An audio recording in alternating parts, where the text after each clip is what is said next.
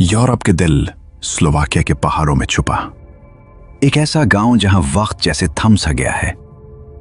Wow, incredible. ये है वेल्कोलिनिट्स। सिर्फ 17 मुस्तकिल रिहायशियों का ये छोटा सा गांव 14वीं सदी के रिवायती लकड़ी के रंग बरंगे मकानात से सजा हुआ है, जो अब यूनेस्को का आलमी विरसा है। ओह माय गॉड, यहां की खूबसूरती और पुरसुकून माहौल किसी ख्वाब जैसा लगता है। लेकिन कहानी यहां खत्म नहीं होती। इस नन्हे से जादुई गांव को देखने के लिए हर साल पूरे 1 लाख सैयाह यहां का रुख करते हैं। आबादी सिर्फ 17 अफराद की, मगर रौनकें लाखों दिलों की। तारीख और कुदरत का यह अनोखा मिलाप वाकई देखने से ताल्लुक रखता है। Simply beautiful.